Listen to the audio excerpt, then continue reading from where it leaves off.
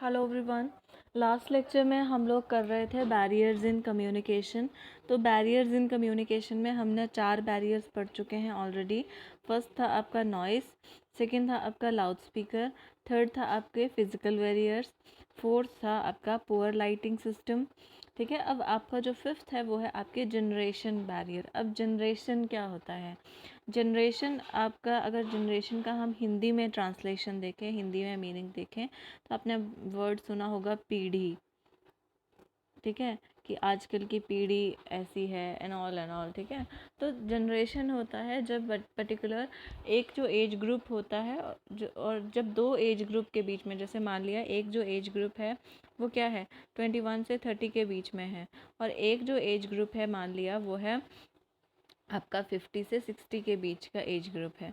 ठीक है, अब ये जो एज ग्रुप है इनमें बहुत डिफरेंस है। ठीक है, ये जो एज ग्रुप होगा उनकी जो सोच होगी, उनकी जो थिंकिंग होगी वो अप्रॉक्सीमेटली एक जैसी होगी। अब ये 50 से 60 साल का जो एज ग्रुप होगा इनकी जो थिंकिंग है वो डिफरेंट है।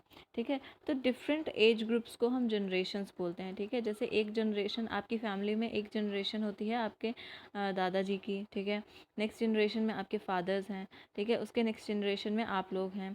ठीक है, तो ये जो होता है इसको हम बोलते हैं जनरेशन। अब जनरेशन बैरियर्स क्या होते हैं? जनरेशन किस तरह से आपकी सॉरी जनरेशन किस तरह से आपकी कम्युनिकेशन में बैरियर बन सकती है? जनरेशन बैरियर किस तरह से बनती है? जब एक जो एज ग्रुप है उसकी जो थिंकिंग होती है वो दूसरे एज ग्रुप की थिंकिंग से अलग होती है। इसके चलते क्या होता है, ये दोनों ही एज ग्रुप लोग ज़्यादा इंटरेस्टेड नहीं होते हैं। फॉर एग्ज़ाम्पल, अब इस पिक्चर में देखिए, ये जो पर्सन है ये काफ़ी एज्ड हैं। ठीक है, तो ये प्रेफर करते हैं बुक पढ़ना। ठीक है, ये जो है थोड़ा सा यंग है, ये फ़ोन पे ही, चाहे वो रीड ही कर रहे हो बट ये फ़ोन पे रीड करना पसंद करते हैं। अब इस पर्सन के लिए ये जो पर्सन है, इनके लिए क्या होगा, ये ओल्ड फैशन्ड है। ठीक है, और इनके लिए क्या होगा कि ये फ़ोन में ही लगे रहते हैं सारा दिन, ये क्या करेंगे आगे जाके, राइट? तो ये क्या होता है, इस वजह से क्या होता है, ये दो जो एज ग्रुप होते हैं उनके बीच में एक तो कम्युनिकेशन गैप आ जाता है, जिसकी वजह से वो एक दूसरे की बातें जो है वो अंडरस्टैंड नहीं करना चाहते, दूसरों की बात नहीं सुनना चाहते। जनरली घरों में क्या होता है कि बच्चों में और उनके जो दादा दादी हैं उनके बीच में बहुत ज़्यादा कन्फ्लिक्ट्स होते रहते हैं। क्यों होता है? क्योंकि वो जनरेशन बैरियर है, उनको एक दूसरे की बात वो समझना नहीं चाहते हैं। अब इसका एक सोल्यूशन हो सकता है, इस तरह के बैरियर्स को किस तरह से दूर किया जा सकता है। देखो, ये जो मैं आपको जनरेशन बैरियर बता रही हूँ, ये जो है वो आपका घर में तो होता ही होता है। जब आप कभी काम करते हैं किसी भी ऑफिस में, किसी भी जगह पे, अगर आप स्टूडेंट हैं तो अगर आप पढ़ने जाते हैं +2 के बाद कहीं भी, तो होता क्या है कि आपके जो सीनियर्स होते हैं, जो आपके टीचर्स होते हैं, ठीक है, उनके साथ में और आपका जो है वो तालमेल नहीं बन पाता। तो इस तरह के जो बैरियर्स हैं, इस तरह की जो बैरियर्स है, इसकी वजह से क्या रहता है, लगातार एक टकराहट बनी रहती है। ठीक है, तो इसको दूर कैसे कर सकते हैं? हम लोगों को एक मिडिल पाथ ढूंढना चाहिए जहाँ पे दोनों ही पार्टीज़ जो हैं वो क्या कर सके, उस कन्फ्लिक्ट को रिजॉल्व कर सके, दोनों ही पार्टीज़ जो हैं वो उस पर्टिकुलर कॉन्वर्सेशन को कंटिन्यू कर सकें। उससे होता क्या है, देखो, एक जगह पे इस पर्टिकुलर पर्सन को कॉम्प्रोमाइज़ करना पड़ेगा, कुछ एक बातें अपनी छोड़नी पड़ेंगी, कुछ एक बातें अपनी मनवानी पड़ेंगी। सिमिलरली इस पर्सन को भी वैसे ही करना पड़ेगा। उससे होगा क्या कि जो जो भी आपके बीच में जो मतभेद होते हैं वो ईज़िली रिजॉल्व हो जाते हैं। ठीक है, और एक अपने जो काम के जो जगह है, जहाँ पे आप पढ़ते हैं, जहाँ पे आप काम करते हैं, वहाँ पे एक जो होता है शांति का माहौल बना रहता है, राइट? उसके बाद में नेक्स्ट बैरियर आते हैं आपकी इमोशनल स्टेट। अब इमोशनल स्टेट क्या होता है? इमोशनल मीन्स भावनात्मक। ठीक, आपकी भावना क्या है, आप किस तरह का कैसे फील कर रहे हैं। ठीक है, जैसे मान लिया, अब पहले तो एक वर्ड को रीड करना सीखते हैं, जैसे EMO, इमो, TION, शन, AL। ठीक है, इमोशनल स्टेट्स। अब इमोशनल स्टेट्स क्या होता है? लाइक फॉर एग्जांपल, आज जो है मान लिया, अब जैसे फॉर एग्जांपल आपकी कल आपके किसी कज़न की शादी है, ठीक है, या आपके घर में आज आपके घर में कोई शादी लगी हुई है और मैं आपको लेक्चर सेंड भी कर दूं, तो 10 मिनट का लेक्चर है, आप क्या करेंगे, उसको खाना पूर्ति करने के लिए उस लेक्चर को सुनेंगे और उसके बाद में आपको समझ में कुछ नहीं आएगा, क्योंकि आपके दिमाग में वो शादी की पूरी जो सिचुएशन है वो घूम रही होगी, ठीक है। सिमिलरली अगर मेरे लेक्चर सुनने से पहले आप लोगों को बहुत ज़्यादा डांट पीट के बिठाया गया है कि लेक्चर आ गया है अब तो पढ़ लो, आजकल लॉकडाउन में ऐसे होता है, आप खुद से तो पढ़ने नहीं बैठते हैं, राइट। तो अब लेक्चर आ गया, आप पढ़ रहे हैं, ज़बरदस्ती पढ़ रहे हैं, तो क्या होगा, आप बहुत ज़्यादा दुखी हैं या आपका मूड नहीं है, तब भी क्या होगा, आप किसी कम्युनिकेशन में फोकस नहीं कर पाते हैं। तो आपकी जो इमोशनल स्टेट है वो भी डिफ़ाइन करती है कि आप जो है कम्युनिकेशन में पार्टिसिपेट करेंगे या नहीं करेंगे, ठीक है। तो आपकी इमोशनल स्टेट, चाहे आप बहुत ज़्यादा खुश होंगे, चाहे बहुत ज़्यादा दुखी होंगे, तब भी आप किसी भी तरह की कोई भी कम्युनिकेशन में पार्टिसिपेट नहीं कर पाएंगे, राइट। नेक्स्ट आता है आपका चैनल बैरियर्स। अब चैनल बैरियर्स क्या होते हैं, हम अगर आपने कम्युनिकेट करने के लिए जो जो चैनल चूज़ किया है, जो माध्यम चूज़ किया है, मान लिया कि अगर मैं आपको पढ़ाने की कोशिश कर रही हूँ, अब मेरे पास डिफरेंट ऑप्शंस हैं, अगर मैं आपको डिस्टेंस से पढ़ाने की कोशिश करूँ, क्या क्या ऑप्शन है। पहला तो ये है कि मैं अपने घर की छत पर खड़े होकर आपको ज़ोर ज़ोर से बोलना शुरू कर दूँ कि आप लेक्चर सुन लें, फर्स्ट ऑप्शन ये है। दूसरा ऑप्शन क्या है कि मैं आपको क्या करूँ, गूगल मीट पे कॉल कर लूँ, ठीक है, गूगल मीट पे आपका एक लेक्चर डेली ले लो, ठीक है, वो भी ऑप्शन है। थर्ड ऑप्शन ये है कि अगर मैं आपको जो आपके नोट्स हैं उसकी पिक्चर्स क्लिक करके डायरेक्टली सेंड कर दूँ और आपको बोलूँ लिख लो, ठीक है। थर्ड ऑप्शन क्या हो सकता है कि जब जो ये मैं ऑप्शन ऑप्ट कर रही हूँ कि मैं अपनी जो वीडियोज़ हैं उनको रिकॉर्ड कर लूँ और यूट्यूब पे डाल दूँ, ताकि आप जिस तरह से अपने गानों की वीडियोज़ देख लेते हैं यूट्यूब पे, तो आप ये भी देख पाएँ। होता है, डिफरेंट चैनल्स के डिफरेंट फ़ायदे और नुकसान हो सकते हैं। जैसे फॉर एग्जांपल फर्स्ट जो ऑप्शन मैंने आपको बताया वो तो पॉसिबल नहीं है, क्योंकि मेरा घर आपके घर इतना ज़ोर से चिल्ला लूँ आपको नहीं सुनाई देगा। सेकेंड ऑप्शन क्या बताया मैंने आपको, कि मैं आपको गूगल मीट पे सेंड कर दूँ, गूगल मीट पे आपकी लाइव क्लास ले लूँ। अब वो एक अच्छा ऑप्शन हो सकता है, क्योंकि क्या है, आप लोगों से अगर मैंने कोई क्वेश्चन पूछने हो, आप लेक्चर सुन रहे हैं नहीं सुन रहे हैं, वो भी मैं चेक कर सकती हूँ कि कितने बच्चे एग्जैक्टली लेक्चर सुन रहे हैं और कितने बच्चे ध्यान से लेक्चर सुन रहे हैं। बट उसका नुकसान क्या होगा कि कई बार क्या होता है, कई बच्चों का नेटवर्क नहीं भी होता सुबह सुबह, ठीक है।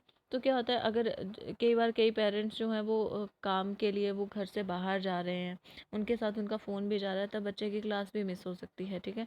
तो ये भी ऑप्शन, मतलब इसके अपने एक बेनिफिट है, अपने इसके कुछ नुकसान हैं। थर्ड ऑप्शन मैंने आपको क्या बताया कि थर्ड ऑप्शन में मैं क्या करूँगी, मैं एक एक जो पेज है उसकी जो भी नोट्स है उसकी फ़ोटो क्लिक करके आपको सेंड कर दूँ। उसका बेनिफिट क्या है, मेरे इतनी ज़्यादा मेहनत नहीं लगेगी लेक्चर बनाने में, ठीक है। आपको गालियाँ नहीं सुनने पड़ेंगी घर में कि लेक्चर देखो ही देखो, ठीक है। और थर्ड थिंग, आप जो है वो कॉपियाँ इजीली बना पाएंगे, ठीक है। तो अब ये वाला ऑप्शन है, बट उसके नुकसान क्या है, नुकसान ये है कि अब मुझे नहीं पता चलेगा कि एग्जैक्टली जो मैंने आपको नोट सेंड किए हैं वो आपको समझ में आ रहे हैं या नहीं आ रहे हैं, ठीक है। तो ये उसका नुकसान होगा। थर्ड, जो मैं आपको अभी लेक्चर भेजती हूँ वीडियो के फॉर्म में, इसका बेनिफिट क्या है, इस तरह लेक्चर बनाने का एक बेनिफिट ये है कि अगर मैं अभी लेक्चर रिकॉर्ड कर लूँ, ठीक है, तो मैं आपको वो लेक्चर सेंड करके आप उसको कभी भी देख सकते हैं। नुकसान क्या है इस मेथड का, कि आप क्या करेंगे, लेक्चर को ओपन करेंगे, देखेंगे नहीं, या देख रहे हैं नहीं देख रहे हैं, किस तरह से देख रहे हैं आई डोंट नो, ठीक है। बट बेनिफिट यही है कि आप लोग, अगर पेरेंट्स आपके शाम को आते हैं, अगर इन एनी केस आपका कोई लेक्चर मिस हो जाता है, आपको कोई चीज़ नहीं समझ आती है, तो आप दोबारा से वो लेक्चर्स को देख सकते हैं, राइट। तो अब क्या है, चैनल जो है, चैनल एक तरह से बैरियर भी बन सकता है कि आप किस तरह का चैनल चूज़ कर रहे हैं, ठीक है। अगर मैंने फर्स्ट चैनल चूज़ किया होता कि मैं आपको ज़ोर ज़ोर से बोल के पढ़ा रही होती, तब भी क्या होता, वो चैनल था, गलत माध्यम था, क्योंकि वैसे आप तक मेरी आवाज़ पहुंचनी नहीं थी, वो wastage of energy and wastage of time था। उसी तरह से हर एक चैनल के अपने प्रॉफिट, अपने एक एडवांटेजेस और एक डिसएडवांटेज होती है। अब एडवांटेज और डिसएडवांटेज क्या होता है, एडवांटेज मीन्स लाभ, डिसएडवांटेज मीन्स हानियाँ, ठीक है।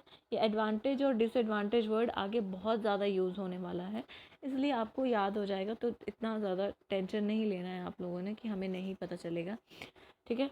अब चैनल बैरियर्स के बारे में बात कर रही थी, तो जो चैनल आप चूज़ करते हैं उसके ऊपर भी डिपेंड करता है कि आप जो हैं, आपकी जो कम्युनिकेशन है वो कितनी सक्सेसफुल हो पाएगी, राइट। नेक्स्ट आते हैं आपके लैंग्वेज बैरियर, ठीक है।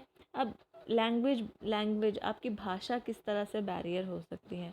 एक एग्जांपल मैं आपको देती हूँ। आप इंडिया से हैं, ठीक है, आपको क्या आती है, आपको हिंदी आती है, ठीक है, और आपको हिंदी के अलावा कोई और लैंग्वेज नहीं आती।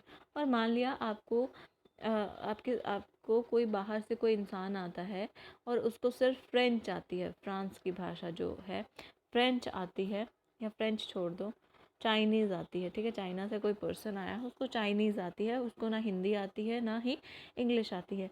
अब क्या है, आप दोनों के पास में बात करने के लिए कोई ना कोई थॉट होंगे, कोई फीलिंग्स होंगी, कोई इमोशंस होंगी, बट प्रॉब्लम क्या है, आपको उस पर्सन की भाषा नहीं समझ आती और उस पर्सन को आपकी भाषा नहीं समझ आती, तो कम्युनिकेशन क्या हो जाएगी, फेल हो जाएगी, राइट। तो लैंग्वेज इस तरह से बैरियर का काम कर सकती है। अब जैसे फॉर एग्जांपल यहाँ पे इस पिक्चर में आपको 3 लोग दिख रहे हैं, ठीक है। ये पर्सन फ्रेंच जो है न्यूज़पेपर पढ़ रहा है, ये स्पेनिश न्यूज़पेपर पढ़ रहा है, ये चाइनीज़ न्यूज़पेपर या बुक पढ़ रहे हैं। अब ये तीनों जो हैं कोई ना कोई नॉलेज गेन कर रहे हैं, राइट, ये तीनों ही कोई ना कोई नॉलेज गेन कर रहे हैं, बट ये नॉलेज को एक दूसरे के साथ शेयर तभी कर पाएंगे जब इन लोगों को कोई कॉमन लैंग्वेज आती हो, ठीक है। तो लैंग्वेज, आप जब भी हम लोग कम्युनिकेशन स्किल्स की बात करते हैं, कभी भी ने ये की है कि जब भी कोई बोलता है कि हमें कम्युनिकेशन स्किल्स सीखनी है, तो पहले किसी भी पर्सन के दिमाग में बात क्या आती है कि हमें इंग्लिश बोलना सिखाया जाएगा, ठीक है।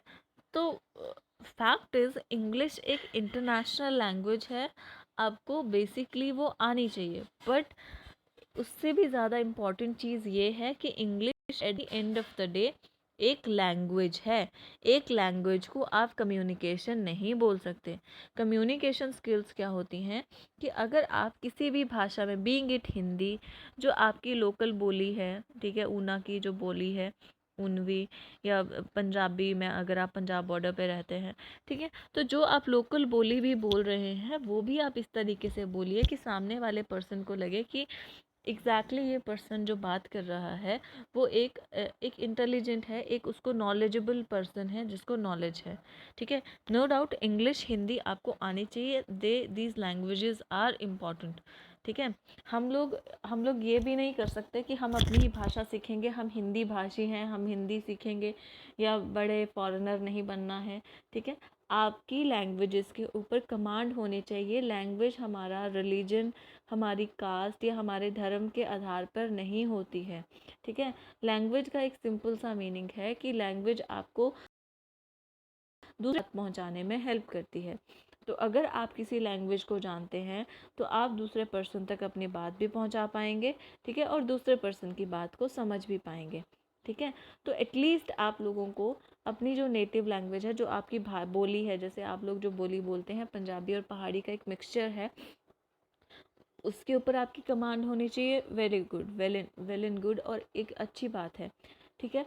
दूसरी चीज़, आपको हिंदी आनी चाहिए, क्योंकि अगर आप नॉर्थ इंडिया में कहीं भी जाते हैं तो क्या है, वहाँ पे मैक्सिमम जो लोग हैं वो हिंदी बोलते हैं, ठीक है। तो अगर आप हिंदी बोल रहे हैं तो वो एक अच्छी कमांड के साथ, एक अच्छी प्रोनाउंसिएशन के साथ में, कि आप उस लैंग्वेज के ऊपर एक कमांड रखें, क्योंकि आप फर्स्ट क्लास से अभी तक 9th में पहुंच चुके हैं, आपने हिंदी मीडियम में सब कुछ पढ़ा है, स्टिल आप लोगों को बहुत से बच्चे ऐसे हैं जो हिंदी नहीं बोल पाते हैं, ठीक है, और बोलते हैं तो गलत बोलते हैं, ठीक है।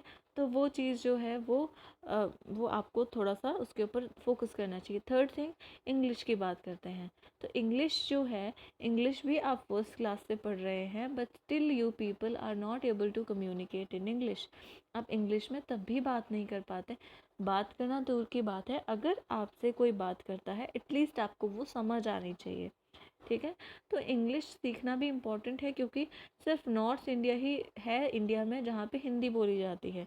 इसके अलावा जब आप साउथ इंडिया में ट्रैवल करते हैं वहाँ पे इतनी हिंदी नहीं बोली जाती, ठीक है। तो अगर इन एनी केस सिचुएशंस आपको नहीं पता है कि आपने इस में ही रहना है कि कहीं बाहर निकलना है, तो अगर आप जितना जल्दी लैंग्वेजेस के ऊपर फोकस करेंगे उतना ही आपके लिए अच्छा रहता है, राइट। तो ये होती हैं आपके लैंग्वेज बैरियर कि लैंग्वेज अगर आपको नहीं आती है तो वो आपकी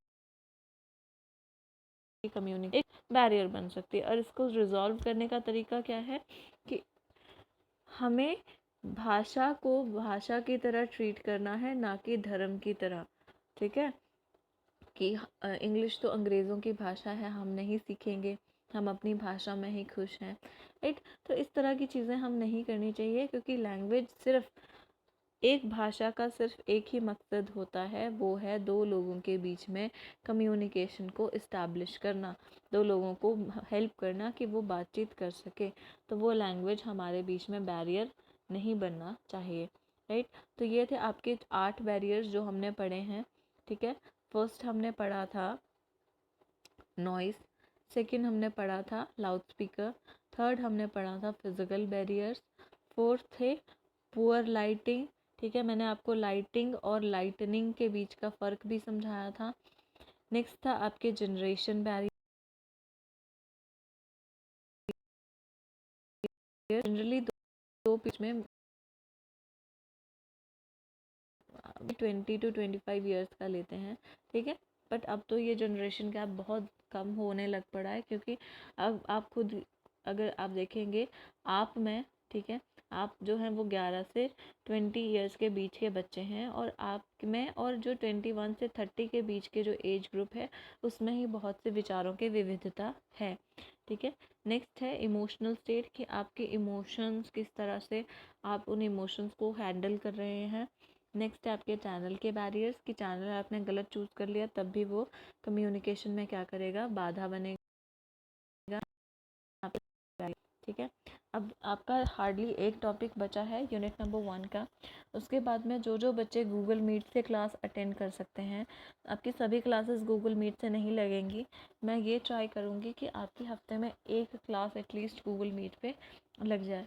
तो मुझे ग्रुप में प्लीज़ एक बार कंफर्म कर दीजिएगा कि आप में से कौन कौन गूगल मीट पे क्लास अटेंड कर सकते हैं, फिर हम टाइमिंग बाद में डिसाइड कर लेंगे। ठीक है, so this was the lecture. Thank you so much for listening.